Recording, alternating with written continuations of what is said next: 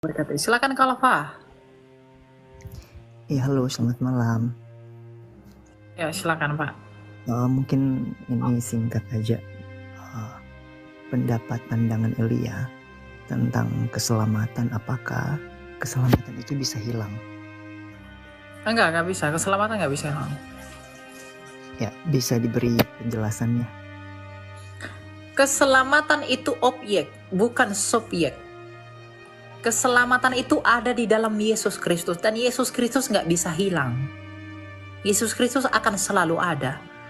Tetapi oranglah yang meninggalkan keselamatan itu. Oranglah yang meninggalkan Yesus Kristus. Yesus Kristus nggak pernah berkesudahan. Dia itu Alfa dan Omega. Maka ketika dia adalah Alfa dan Omega, maka keselamatan yang datang darinya pun Alfa dan Omega. Jadi keselamatan tidak bisa hilang. Tapi oranglah yang meninggalkan keselamatan itu. Keselamatan itu seperti bola. Ya. Kalau kamu di dalam,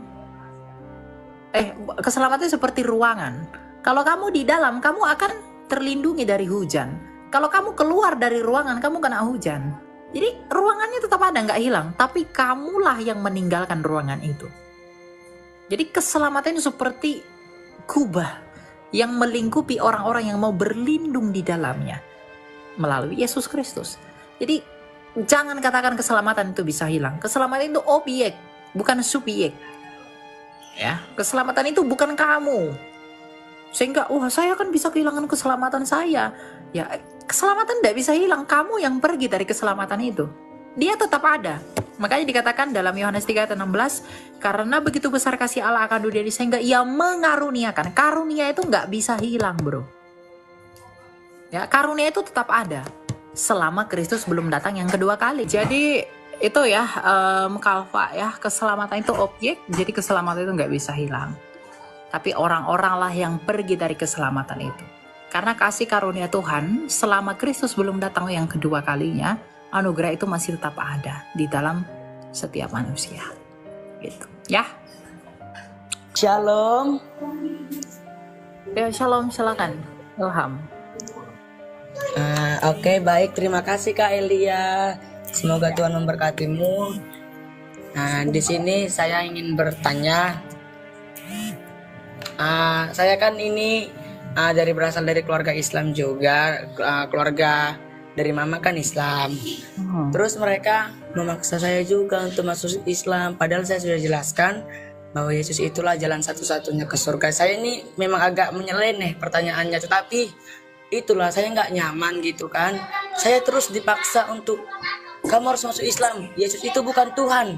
Dia itu diangkat, bukan disalibkan. Dia diganti dengan Yudas Iskariot gitu. Sampai sekarang ini masih saya tertekan. Di sekolah juga saya dipaksa untuk masuk Islam oleh guru-guru. Saya bingung, tetapi itulah realita kehidupan saya di sini. Oke, jadi yang mau kamu tanyakan itu apa? Bagaimana yang harus saya lakukan, yang harus saya katakan kepada mereka? Itulah Kak Elia. Oke.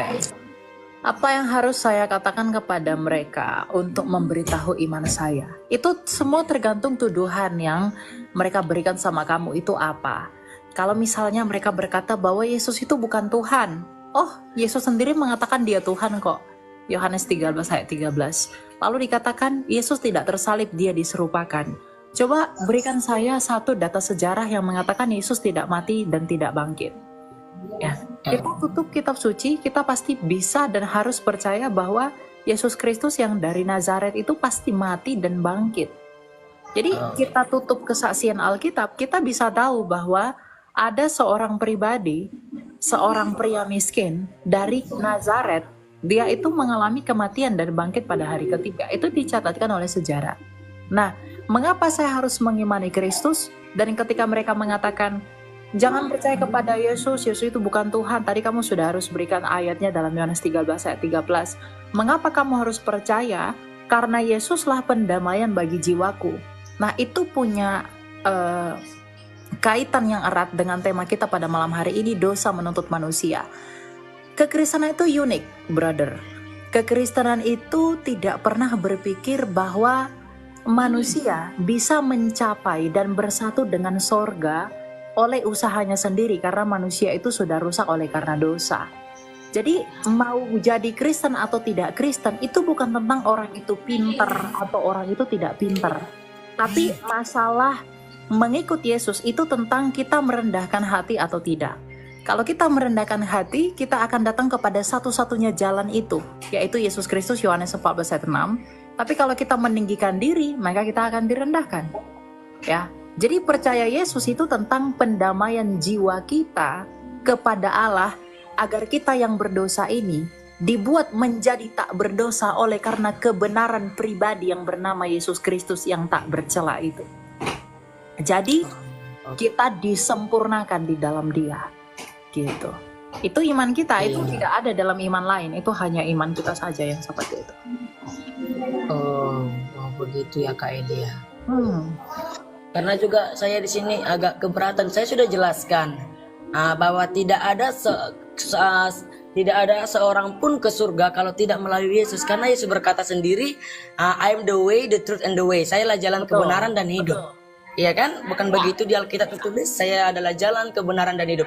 Tidak ada sampai ke Bapa kalau tidak melalui aku. Saya sudah bilang kepada mereka, tetapi mereka tetap tidak percaya. Ya sudah, saya doakan mereka tidak membalaskan kejahatan kepada mereka. Tetap saya doakan biar iman saya tidak selalu diganggu gugat gitu.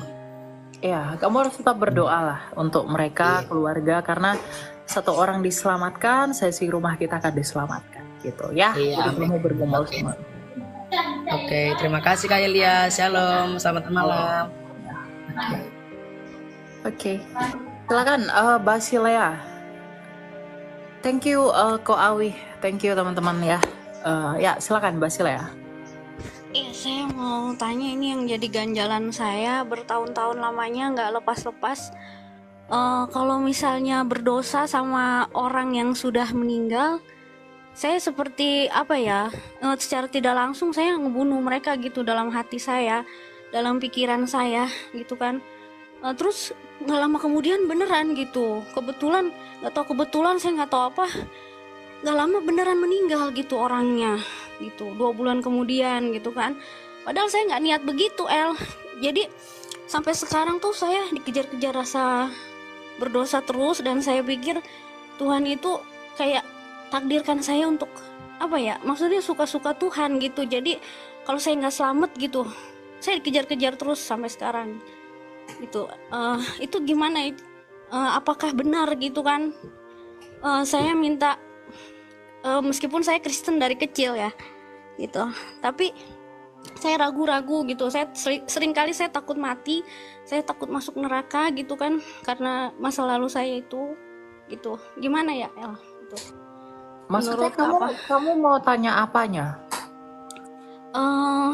Apakah benar gitu, pikiran saya Tuhan itu suka-sukanya Dia gitu kan? Apakah saya nggak selamat gitu?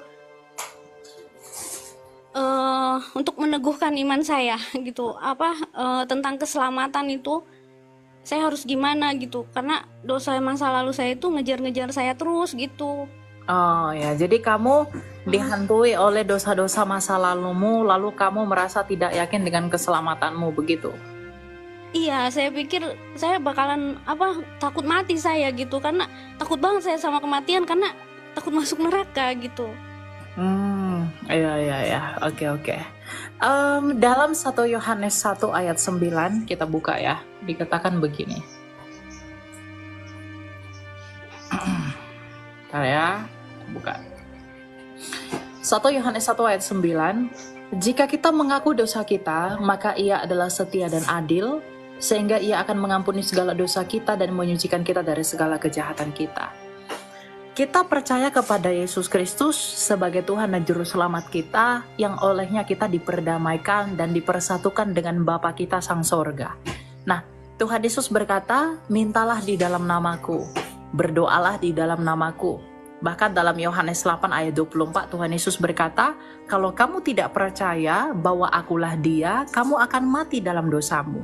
Neraka yang kamu pikirkan itu adalah konsekuensi ketidakpercayaan kepada Kristus, sebagaimana apa yang telah disabdakan Tuhan Yesus dalam Yohanes 8 ayat 24 tadi. Nah, bagaimana caranya agar kamu tidak takut kepada kematian, dan bagaimana caranya agar kamu tidak takut kepada neraka itu? Kamu harus meneguhkan iman dan kepercayaanmu, yang dengan demikian kamu akan memiliki pengharapan. Bagaimana cara meneguhkan iman itu? Kamu harus banyak mendengarkan firman Tuhan. Dan tidak hanya mendengarkan, kamu harus merenungkan dan merefleksikan itu dalam hidupmu. Dan kamu tidak hanya sekedar mengetahui, tapi kamu harus mengalami Tuhan. Ya, jadi bagaimana Kak caranya saya takut kematian, saya takut masuk neraka? Ya berarti imanmu belum teguh. Nah kalau imanmu belum teguh, berarti there is something wrong with you. Ada yang salah dengan kamu yang kamu belum selesaikan. Entah kamu masih di dalam dosa itu, atau mungkin kamu belum punya pengertian yang benar mengenai firman. Tadi kita sudah baca dalam 1 Yohanes 1 ayat 9 bahwa begini. Kalau kita mengaku dosa kita kepada Allah, ya dia tidak lagi mengingat-ingat pelanggaran kita itu. Kalau kita mengaku dosa di hadapan dia, di dalam Yesus Kristus. Nah, tapi sometimes ketika ada waktu yang kosong, kadang pikiran kita dirasuki oleh apa gitu, sehingga kita merasa bersalah atas dosa-dosa kita masa lalu padahal kita sudah minta ampun. Itu adalah dakwaan si jahat. Iblislah yang selalu berusaha mendakwa kita dengan dosa-dosa dan perbuatan jahat kita. Kenapa? Karena iblis itu pendakwa. Mereka itu pendusta. Ya. Nah, jadi kamu harus kalahkan itu. Ya, kamu harus mengalahkan tuduhan keji iblis kepada kamu dengan iman yang kamu miliki bahwa Tuhan mengampuni segala dosa dan kesalahanmu ketika kamu meminta pengampunan kepada Dia dengan tulus dan setia. Jadi, yang harus kamu perbaiki itu imanmu. Kamu harus punya keyakinan yang teguh bahwa iman saya kepada Kristus tidak lagi membuat saya takut atas dakwaan iblis di masa lalu. Coba kita lihat Yesus Kristus ketika dia dicobai iblis di padang gurun. Iblis itu mengutip ayat untuk mendakwa dan menghasut dia. Tapi Tuhan Yesus juga melawan dia dengan firman Allah. Jadi kamu pun begitu. Ketika iblis itu mendakwa kamu dengan apa yang kamu lakukan di masa lalu, maka kamu harus melawan itu dengan apa? Dengan iman dan kepercayaan yang teguh di dalam Dia serta janji yang Dia berikan. Makanya dikatakan dalam Galatia 3 ayat 29 bahwa kalau kita adalah milik Kristus, maka kita adalah keturunan Abraham dan berhak mewarisi janji dari Allah. Apa janji dari Allah itu? Keselamatan, Yohanes 3 ayat 16. Bagi yang percaya kepada Kristus. Jadi neraka itu, kematian kekal itu tidak akan pernah berada di pihak orang-orang yang sungguh-sungguh percaya dan beriman kepada Kristus dan membuktikan iman itu ada di dalam dia melalui buah-buah hidupnya. Jadi beriman saja tidak cukup. Kamu harus membuktikan iman itu di dalam kamu.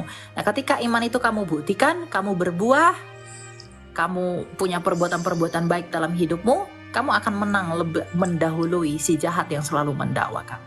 Jadi solusinya adalah perkuat imanmu terlebih dahulu, kuat di dalam pengharapan, karena pengharapan tidak akan lahir tanpa iman. Jadi kamu harus kuatkan iman kamu sebagai benteng yang teguh, sebagai pondasi yang kuat, dasar yang kokoh. Kamu akan punya pengharapan di masa yang akan datang. Dari pengharapan itu buah-buah hidupmu akan muncul, maka Tuhan akan dipermuliakan dari sana. Gitu, ya. Kasih ya. Satu lagi boleh nggak? Ya, silakan. Ini kan tentang mengampuni ya, gitu. Ya. Orang-orang yang menyakiti saya gitu kan, saya sudah mengampuni karena saya juga harus diampuni gitu kan, saya juga perlu pengampunan gitu kan. Kemudian kalau misalnya kita barengan lagi dengan mereka itu konflik terus gitu sama kita gitu, jadi cari bikin gara-gara terus gitu. Itu kayak gimana El tentang pengampunan itu? Apakah kita itu harus sama mereka gitu kan, bergaul lagi gitu El, karena hawanya emang konflik terus gitu, nggak suka gitu. Enggak begitu.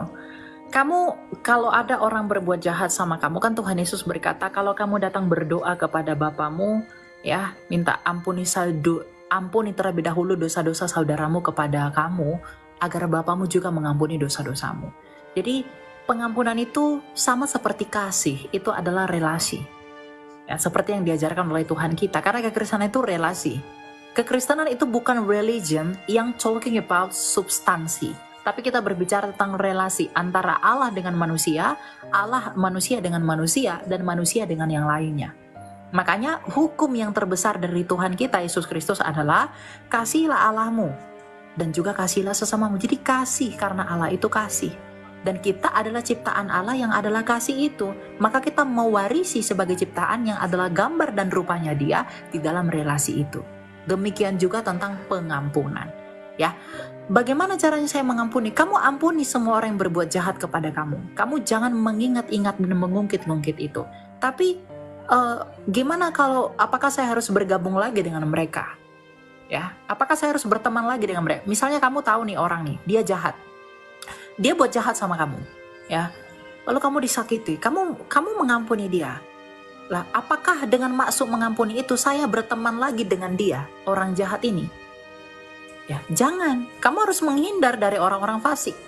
Kalau memang dia jahat selalu, dia kerjanya selalu menghina, mencaci orang, gosipin orang, ngegibahin orang, ya, ngefitnah orang. Ketika dia melakukan itu sama kamu, kamu ampuni. Tapi kamu jangan bergabung dengan orang-orang seperti itu. Ya, firman Tuhan berkata, jangan bergabung dan berteman dengan orang fasik, tapi berkumpullah dengan orang-orang benar. Jadi menghindar itu adalah mitigasi diri sendiri agar kita tidak menjadi seperti mereka. Kalau kita bergabung dengan pengolok, kita akan ikut mengolok-olok.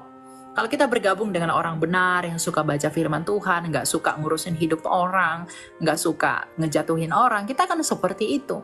Karena siapa kita itu ditentukan oleh lingkungan kita. Gitu. Jadi mengampuni itu harus, tetapi memilih pertemanan itu harus kamu lakukan, ya. Memilih pertemanan dalam pengertian apa yang selaras atau tidak dengan firman Tuhan. Bukan ekonominya yang begini, penampilannya yang begini, enggak, ya. Tetapi tentang apa? Sikap buah hidup, gitu. Jadi kalau buah mereka baik, kamu bergabung dengan mereka agar kamu juga demikian. Tapi kalau mereka buahnya nggak baik, ketika mereka buat salah sama kamu, kamu ampuni mereka. Tapi jangan berkumpul dengan orang-orang seperti itu, agar kamu tidak seperti itu. Gitu, ya. Ya. Si El ya. Oke. Ya. Kita lanjut ya. Ya, silakan Monica Tan. Shalom. Selamat malam. Shalom Kak. Ya, ada yang mau kamu tanya? Iya Kak, jadi ada 2 hal yang mau aku tanya ya Kak. Jadi 2 hal ini emang nggak berkaitan sih Kak. Cuma 2 hal ini yang masih mengusik hatiku ya. Jadi yang pertama yang mau aku tanyain tuh gini Kak. Case-nya itu kan aku memang lahir bukan dari keluarga yang full Kristen ya Kak. Jadi case-nya papiku ini dia Konghucu dan mamiku ini Kristen, tapi mereka waktu menikah ya pemberkatan di gereja seperti itu. Nah, tapi setelah menikah, papiku ini dia kembali lagi ke Konghucu. Tapi karena memang maksudnya keluargaku ini kan keturunan Chinese Kak. Jadi keluargaku ini benar-benar dua-duanya dari mamiku dan papiku adalah Chinese. Cuma mamiku ini dia Chinese yang sudah bertobat gitu Kak. Jadi sudah ke Kristen, sedangkan papiku dia masih Konghucu. Nah, tapi pada tahun lalu Kak, papiku ini dia mengajak aku bahkan ya, maksudnya kayak mengingatkan aku sih untuk selalu berdoa. Dan waktu aku masuk ke kamarnya, ternyata di kamarnya itu ada tempat khusus untuk dia berdoa kepada Santa Maria gitu kan. Aku sih nggak masalah sih Kak, maksudnya untuk Kristen Katolik aku sih no problem ya, maksudnya aku nggak ada yang se-strict itu. Yang penting maksudnya kan tujuannya sama untuk ke Tuhan Yesus gitu kan. Nah, di tahun lalu tuh seperti itu Kak. Jadi papiku punya suatu ruangan, maksudnya suatu bagian khusus di kamarnya, dan itu untuk bertelut berdoa kepada Bunda Maria. Ya. Nah, kemudian Kak, di tahun ini tuh kan ada satu acara adat istiadat daripada Konghucu, yaitu namanya Bekun. Nah, beliau ini ngikut Kak. Si papiku ini ngikut. Nah, aku nih jadi mempertanyakan gitu loh Kak, bagaimana dengan keselamatannya dia? Apakah dia akan diselamatkan atau tidak gitu loh? Karena maksudnya dari aku sedikit tahu sedikit banyak tahu tentang keselamatan, bahwa ketika kita diselamatkan itu kan ada umat pilihan dan umat bukan pilihan ya Kak. Dan ketika kita menjadi, istilahnya kalau kita kita kan harus meyakini bahwa istilahnya kita umat pilihan. Tapi balik lagi, apakah kehidupan kita itu mencerminkan bahwa kita ini umat pilihan atau tidak gitu kan. Nah, aku tuh mempertanyakan gitu sih Kak. Maksudnya bagaimana dengan keselamatan daripada papiku sendiri? Kemudian apakah dengan maksudnya dengan adat istiadat, dengan kebudayaannya dia yang masih kental daripada suku Chinese ini, apakah akan kan keselamatan itu tidak bisa luntur ya Kak, tapi maksudnya dan keselamatan tidak bisa hilang juga. Cuma maksudnya gimana nih, maksudnya tuh aku bingung sendiri gitu loh Kak. Maksudnya bagaimana dengan keselamatan papiku, itu aja sih Kak yang mau aku tanyain untuk yang bagian pertama ya. Iya. Gitu. Ya. Tuhan Yesus berkata, barang siapa yang percaya dan dibaptis akan diselamatkan. Papa kamu udah dibaptis nggak? Nah itu Kak, kayaknya belum. Setahu aku belum pernah dibaptis deh. Nah, jadi Setahu aku belum pernah dibaptis. jadi nggak bisa ya, karena kalau memang sekiranya dia sungguh-sungguh percaya, maka bukti kepercayaannya itu adalah memberi diri dibaptis. Jadi baptisan itu bukti bahwa kita itu orang percaya. Karena dalam Matius 28 ayat 19, Tuhan Yesus sendiri yang memberikan sabda dan perintah mengenai baptisan itu. Jadi kita belum berbicara tentang dia selamat atau tidak, tapi dia sudah masuk nggak ke dalam Kristus. Baptisan itu pintu gerbang. Cap, metrai. Ya. Dalam Kolose 2 ayat 11, baptisan itu disebutkan sebagai tanda perjanjian baru yang menggantikan tanda sunat. Jadi kalau sunat itu menanggalkan kulit hitam, maka baptisan itu menanggalkan tubuh yang berdosa. Kalau tubuhnya yang berdosa belum ditanggalkan dalam baptisan, lalu dia mengaku percaya, di manakah kepercayaannya itu? Ya, jadi tidak berbicara selamat atau tidak, tapi kita berbicara apakah dia Kristen atau tidak. Ya, jadi oke. kamu harus ini beban kamu sebagai anak ya, karena kamu harus membawa dia kepada Tuhan. Meskipun tadi kamu katakan ada Santa Maria ya, berdoa bersama para kudus dalam iman Katolik, itu nggak salah. Itu bukan berarti dia menuhankan Maria ya. Saya sebagai Protestan mengerti dogma Katolik mengenai hal itu, tapi yang perlu kamu garis bawahi adalah posisi papamu dulu nih ya. Apakah memang dia orang percaya atau tidak? Masalah dia orang pilihan atau tidak itu urusan lain. Kenapa? Karena orang pilihan adalah orang yang percaya. Nah, apakah dia percaya atau tidak? Oke, dia percaya Kak, ada Santa Maria di kamarnya. Bukti kepercayaannya itu apa? Satu yang paling mutlak adalah baptisan. Nah, apakah dia sudah dibaptis atau belum dibaptis? Kalau belum dibaptis, berarti dia belum percaya. Kamu percaya nggak saya sudah sembuh, tapi saya nggak bisa jalan kaki, artinya saya bohong, nggak ada bukti kalau saya sembuh. Nah, dari mana saya bisa percaya papa kamu sudah percaya kalau tidak ada bukti dari kepercayaannya melalui baptisan? Jadi kalau dia belum dibaptis, dia bukan orang percaya, karena dia masih punya kesempatan untuk dibaptis. Gitu loh. Kecuali seperti kasus yang disalib di samping Tuhan Yesus, itu kan ada orang turunin dari salib terus dibaptis gitu, enggak. Jadi harus dibaptis dulu, baru kita ngomongin keselamatan. Gerbangnya, karena tidak ada keselamatan di luar kepercayaan kepada Yesus. Kisah Rasul 4 ayat 12. Ya, dan bukti kita percaya kepada Yesus adalah memberi diri dibaptis. Gitu. Ya.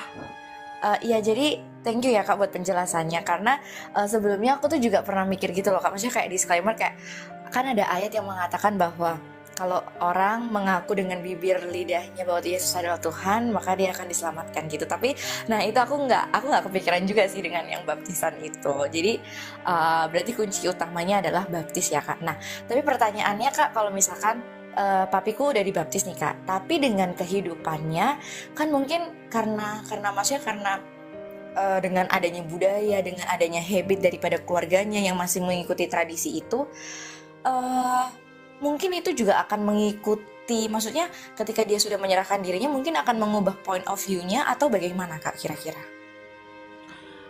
Adat istiadat itu tidak menghalangi keselamatan, tapi adat istiadatnya yang bagaimana dulu. Saya nggak tahu tradisi orang Tionghoa bagaimana, tapi kalau itu membuat dia melakukan okultisme, sinkretisme, spiritisme, ya, melakukan penyembahan kepada hal-hal di luar daripada Allah yang benar, itu nggak boleh. Makanya Tuhan Yesus berkata, mengapa kamu lebih menjunjung tinggi adat istiadat nenek moyangmu daripada firman Tuhan? Jadi firman Tuhan tetap yang paling berotoritas. Nah, adat istiadat itu belakangan. Kalau misalnya adat istiadat itu membuat kita melanggar firman Tuhan, jangan lakukan. Tapi kalau adat istiadat itu tidak melanggar ketentuan firman Tuhan, ya silakan lakukan. Karena Tuhan Yesus sendiri pun melakukan adat istiadat ketika dia menghadiri perjamuan kawin di Kana, itu pesta adat. Gitu loh. Jadi tergantung nih, adat istiadatnya melawan firman Allah atau tidak. Misalnya penyembahan berhala, menyembah Tuhan-Tuhan lain, atau percaya kepada otoritas-otoritas di luar Kristus, di luar Allah yang benar, percaya hal-hal yang tidak berkenan bagi Allah. Atau mungkin kita bisa mendapatkan keberuntungan dari batu ini, dari sembahan itu, ya, dari ini kepercayaan begitu, itu nggak boleh, gitu. Karena Tuhan sumber segala sesuatu yang baik, gitu. Ya, jadi orientasinya yang diubah. Budaya itu tidak salah, tapi kalau budaya itu tidak berorientasi kepada firman Tuhan, tinggalkan. Ya, di suku apapun, mau orang Batak, orang Chinese, Tionghoa, orang Sunda, semua adat istiadat. Gitu, ya. Oke, ya, thank you Kak. Kak, satu lagi boleh ya Kak? Satu lagi ini yang paling urgent sih Kak sebenarnya. Karena jadi satu hal ini, jadi aku kan punya teman nih Kak. Aku punya teman, dia ini sudah bersuami, sudah bersuami. Nah, dia ini sudah bersuami, temanku ini kan perempuan. Dia tuh sudah bersuami, tapi suaminya tuh juga kita komsel bareng gitu Kak ceritanya. Jadi kita satu komsel dan suaminya juga ada di komsel itu. Nah, jadi ceritanya temanku ini dia pernah diganggu gitu Kak. Jadi diganggu oleh teman sekantornya. Nah, pada suatu hari, jadi temanku ini kan mulai merasa hal-hal aneh ya Kak. Kayak di rumahnya tuh mulai ada belatung, kemudian ada maksudnya kayak mereka ini lebih sering berantem, sampai si temanku yang perempuan ini tuh dia pernah mau bunuh diri gitu kan Kak. Nah, pokoknya terjadi hal-hal aneh gitu lah Kak, sampai pada akhirnya rumahnya itu juga depan rumahnya tuh bau wangi gitu-gitu. Nah, sampai pada akhirnya temanku ini mendatangkan pendeta dari Manado, karena mereka itu dari Manado gitu kan Kak. Tapi sekarang mereka tinggal di Jakarta, di Tangerang. Mereka itu akhirnya mendatangkan pendeta itu Kak. Nah, mendatangkan pendeta itu, ibu pendeta itu tuh mengusir, mendoakan gitu kan Kak, mendoakan dari kantornya sampai di rumahnya. Nah, menurut ibu pendeta ini, jadi memang ada satu temannya yang gak suka dan memang ngirim sesuatu gitu Kak, maksudnya ngirim santet gitu ke si temanku ini.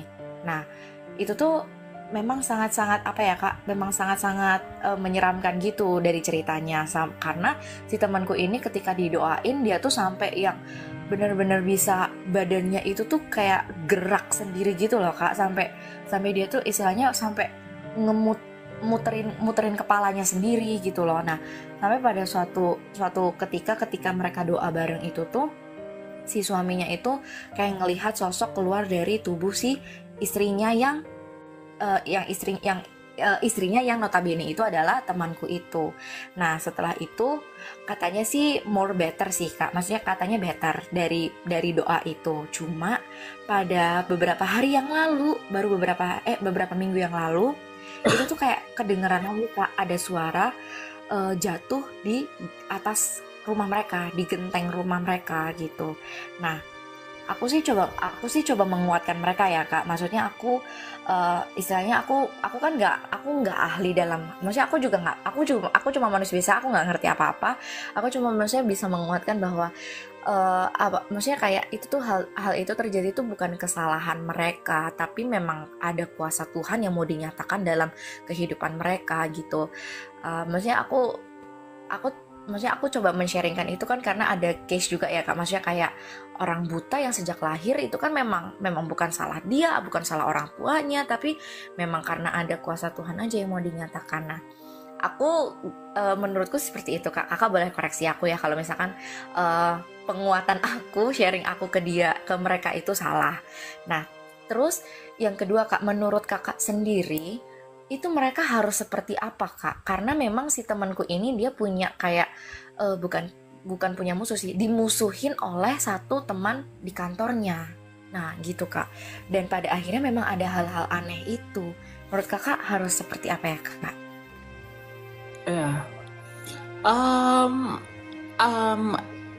Dalam Efesus 6, coba kita buka ya. Efesus 6 ayat 12 dan 13.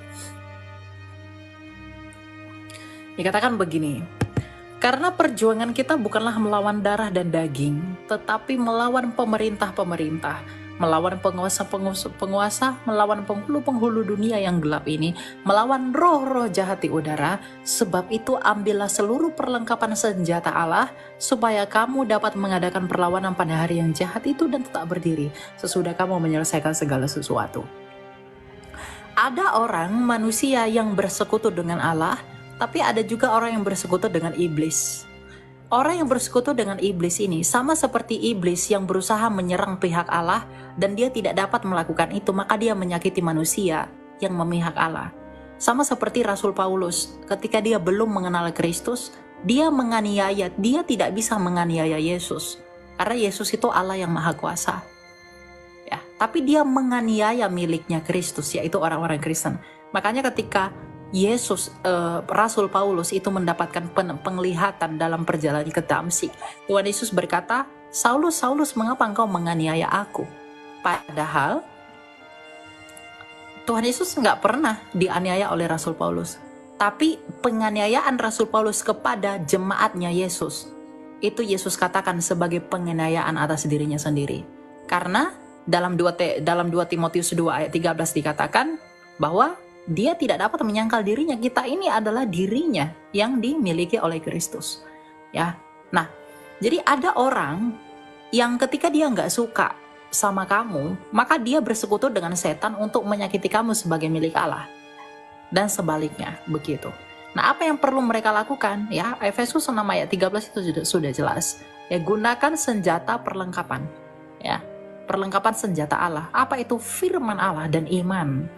Ya, yang karena kalau iman bisa memindahkan gunung, maka tidaklah kemustahilan untuk imanmu itu bisa merubah keadaanmu. Ya, orang-orang jahat yang ingin menyakiti kita, Tuhan izinkan itu ada maksudnya. Ya, kita juga orang-orang yang menjadi korban itu juga perlu mengkoreksi dirinya. Mengapa dia bisa sampai kena? Apakah memang dia pernah berbuat jahat sehingga kejahatan dia itu menimbulkan kebencian dari teman dan kepahitan, maka dibalas dengan cara itu? Maka kalau memang demikian adanya, dia harus minta maaf, mengadakan perdamaian.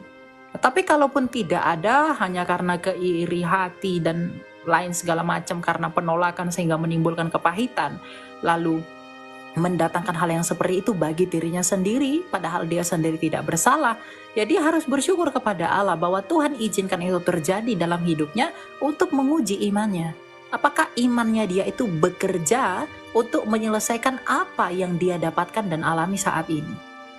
Jadi ya solusinya apa? Lakukan apa? Firman Tuhan dan memiliki iman yang teguh sebagai perlengkapan senjata Allah di dalam kamu untuk melawan semuanya itu. Itu saja. Nggak ada triknya harus begini, harus buat apa segala, enggak. Ya, iman kita kepada Kristus itu membuat kita kuat di dalam segala sesuatu yang kita alami. Gitu. Ya. Oke, thank you ya Kak, thanks a lot. Ya ampun, makasih jawabannya, Tuhan Yesus memberkati. Maaf teman-teman kalau saya lama. Terima kasih Kak. Ya.